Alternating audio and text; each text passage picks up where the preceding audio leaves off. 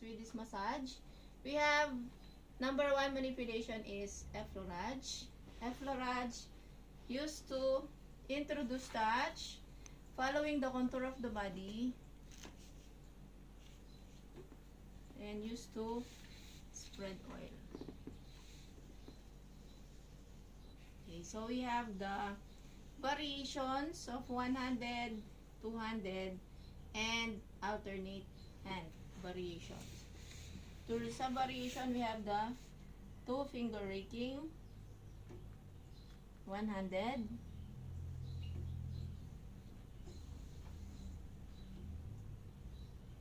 to check the alignment of the spine. Ulitin po natin siya hanggang 3 beses. And then next, we have the ironing palm.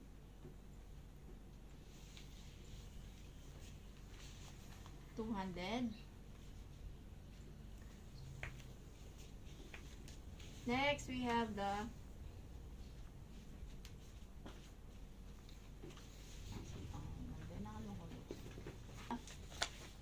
$200 ironing palm.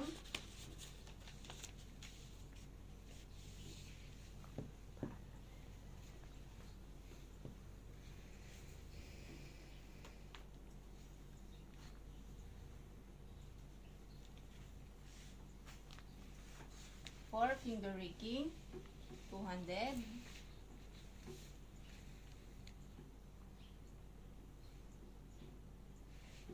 $200 knuckle, ironing knuckle.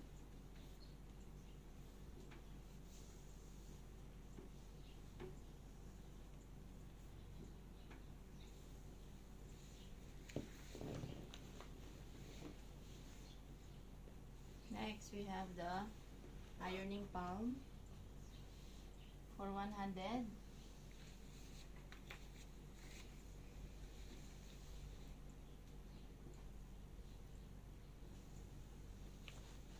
Pwede rin siyang gawin na 200 ironing forearm.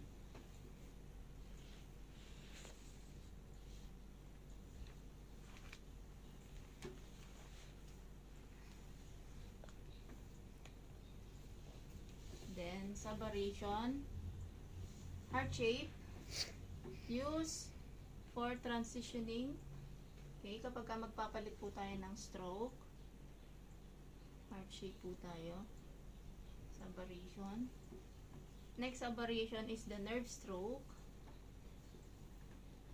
Yan. So, effleurage, ginagawa po siya sa start at sa end po ng massage. From nerve stroke from superior to inferior. Okay, nerve stroke is the light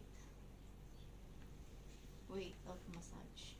Okay, next, benefits of effleurage is to stimulate nervous system, relieve insomnia, calm the body and mind.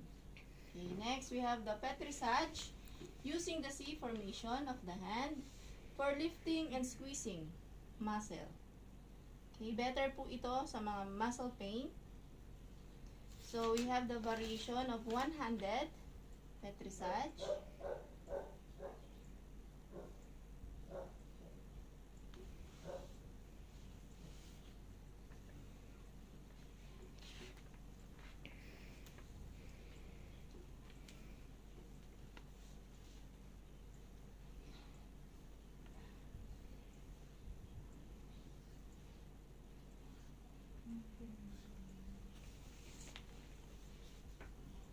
$200 petrissage.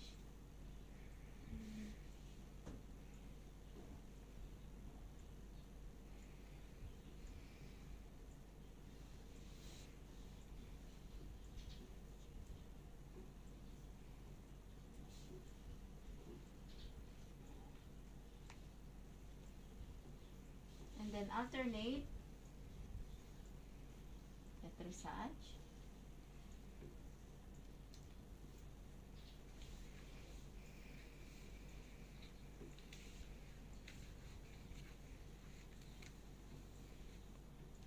Next, skin rolling.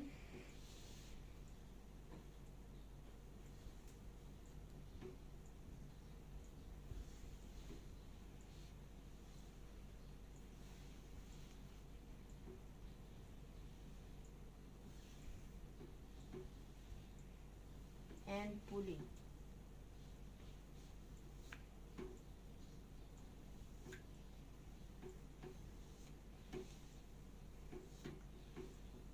Subaeration, ocean wave.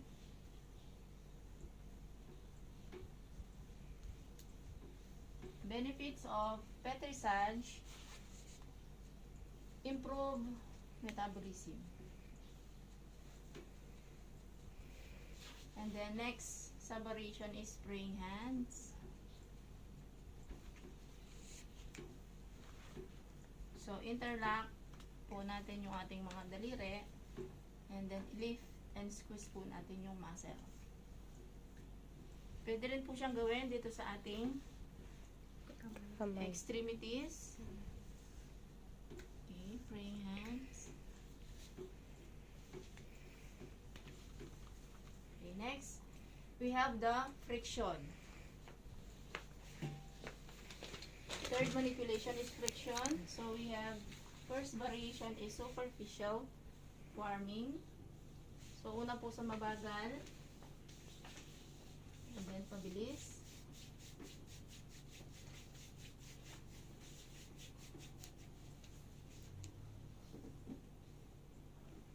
Benefits po ng ating friction is to generate heat, to loosen the stiffness of the muscles and the joints. Okay, next variation is chucking, using your thumb, pushing back and forth.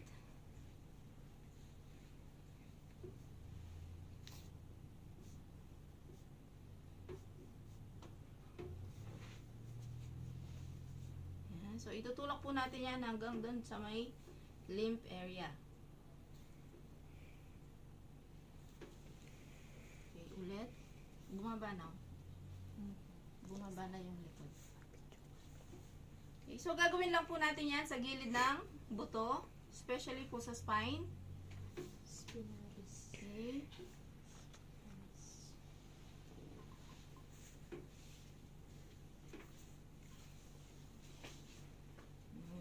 Bumaba na yung maga niya. So, pwede po tayong mag-alternate. Thumb, chucking.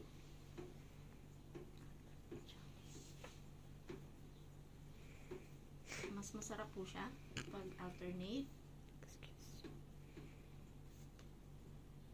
Ang pumumay mo ko. May madarandan din ko ko. Yan, chucking.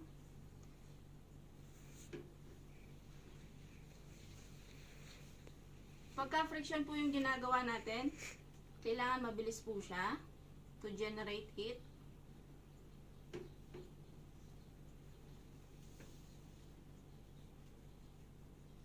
Sarap po iyan pag ginawa niyo po sa client.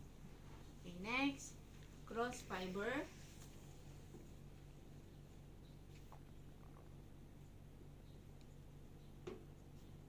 Para malusan po yung stiffness ng muscle sa joints.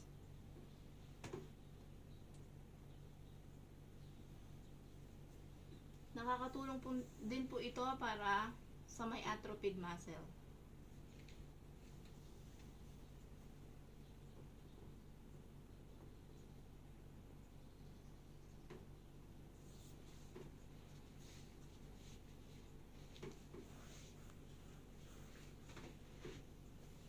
Pwede rin po siyang gawin dito sa may part ng scapula.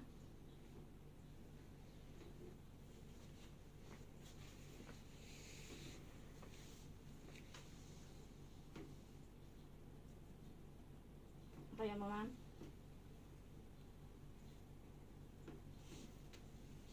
Then heart shape.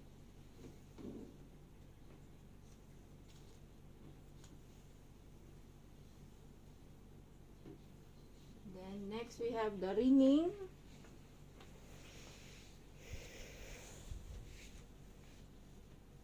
Takpan muna natin siya kasi dito po tayo sa extremities. Okay. Pag mag-a-add po ng oil, wag po tayo magtatanggal ng Kamay. connection. Okay, so entourage.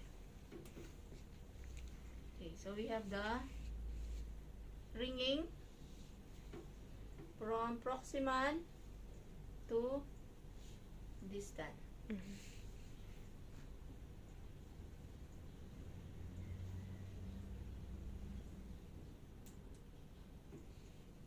Pwede rin pong gawin dito si checking sa daliri.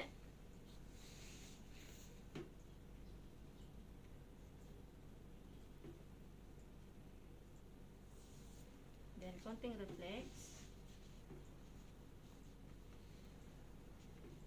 So, checking, pwede pong gawin yan sa gilid ng buto.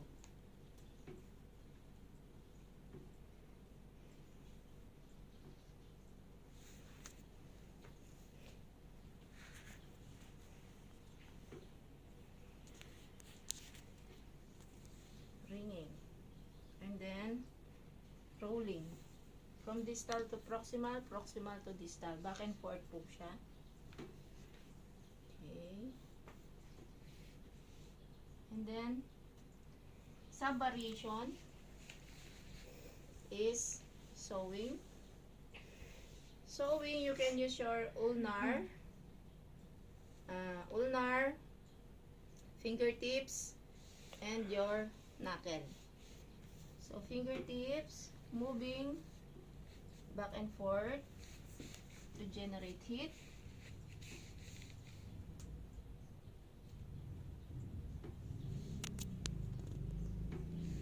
Knuckle.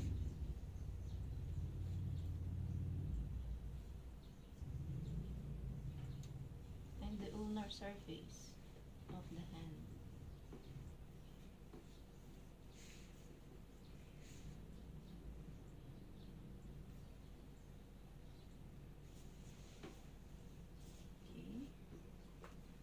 So, kung lilipat, kailangan nakahawak pa rin po sa client. Eh, gawin lang po natin yung same sa kabila. Okay naman.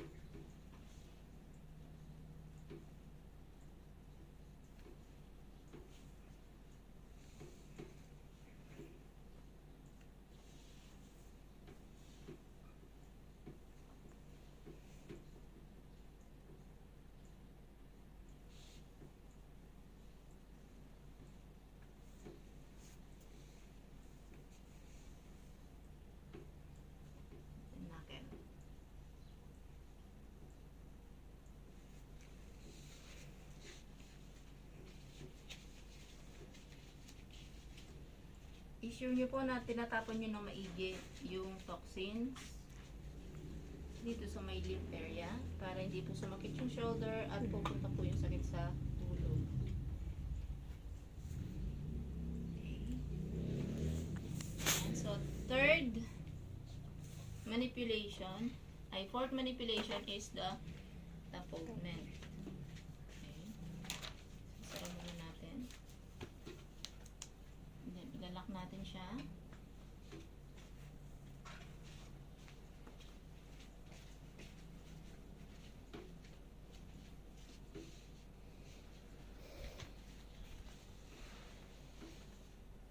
Tapotement.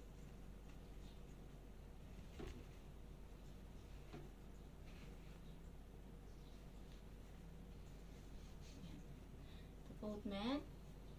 So, we have first is the tapping alternately. The tapotement is the repetitive staccato striking movement alternately or simultaneously. So we have first variation is the tapping or clapping. Next, slapping.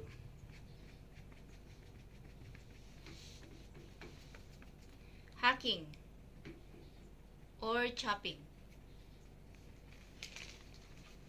I-avoid lang po natin yung part ng ating endangerment area like the spine and the lumbar part and the popliteal area. Okay, so hacking or chopping. Subvariation is quacking.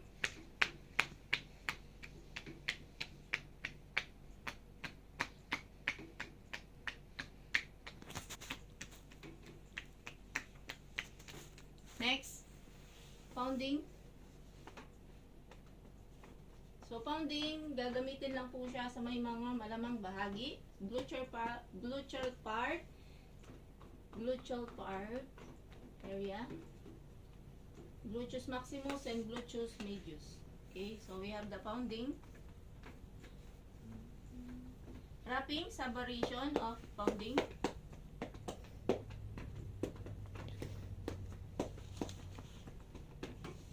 Next, punctuation.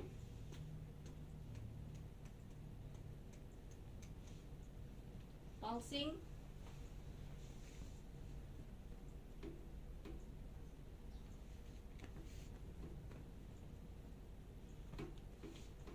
Pinchment. Pinchment, pwede rin po siyang gawin sa mukha. And then, next variation, sub-variation is the raindrops. Pwede po siya sa face at sa head.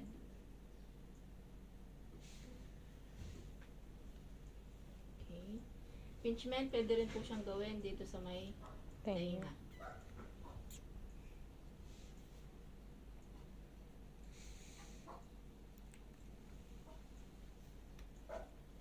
Okay, diffuse. So, yung diffuse, dahil nakadapa po si client, pwede po natin siyang gawin or i-demo sa sarili po natin.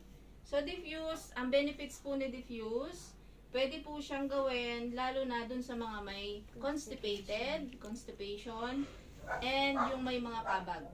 Okay? So, pwede po muna natin siyang i-effleurage, and then circular palm. Cover po natin yung buong chan hanggang dun sa may likod. Circular, hanggang gagawa po tayo ng katol. And then, i-drain po natin dito sa may Puson? hindi. Colon. Okay? Dito po kasi nag-i-stay yung ating toxin. So, yung dumi po natin. So, kailangan ma-push po natin yan para ma-flush po natin siya ng maigi. And then, after po natin siyang na-rotate, so, yung diffuse po natin, from lower right quadrant, ikot muna, and then, pump. Upper right quadrant, and then upper left quadrant, and then lower left quadrant. So, yun po yung ating diffuse sa ating abdomen or dun sa ating mga bituka. Okay? And then we have cupping. Cupping. So, benefits of cupping is to loosen phlegm at para makatulong pong lumuwag yung paghinga. Ayun po yung benefits ng cupping. Okay? And then next, vibration. The fifth manipulation is vibration. So, we have the fine vibration.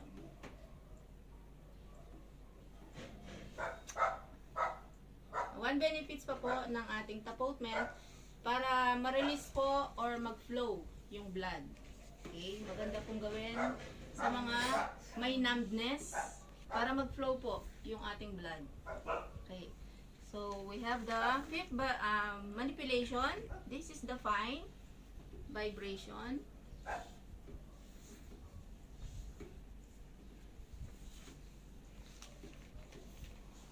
Next, rocking, push, push and catch motion.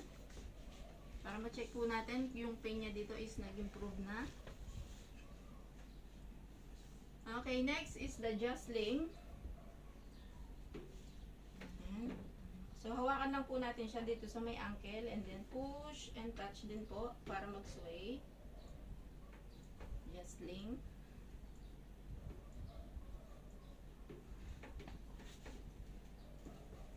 And then, sa variation is coarse.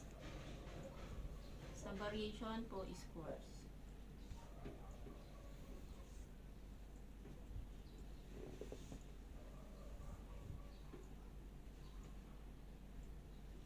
And then, nerve stroke.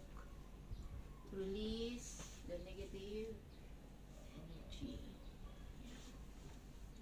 Nerve stroke. So, yun po yung ating 5 manipulation for the demonstration of the Swedish massage. Okay. So, after po ng ating massage session, i-aftercare po natin si client. So, ma'am, pwedeng pa-side lang po muna kayo sa right side. Okay. Yan. Pahinga lang po muna kayo ng 5 minutes para hindi po kayo mahilo. Gusto niyo po ba ng hot tea? May hot tea po kami. Or warm water lang po yung gusto niyo. Bawal po munang maligo after 6 hours. And then, may hot towel po kami, ma'am. Baka gusto niyo pong hot towel. I-wipe po natin yung oil. Ma'am, okay ka lang. Okay. So, bawal po munang kumain ng malamig, spicy, and mga seafoods. So, pwede lang po munang kainin is mga nutritious food like gulay, more water, wag po masyadong malamig. And after po ng massage, hindi po pwedeng kumain muna ng malamig or alcoholic drinks. Okay, pwede po kayong bumalik after 2 days para matreat po natin ng maigi yung inyong shoulder kasi meron pa po siyang konti. Okay? After 2 days po, bumalik po kayo. Kumusta po yung massage natin, ma'am? Okay lang. Na-relieve po ba? Nabawasan po ba yung pain? Hindi po. Thank you, ma'am.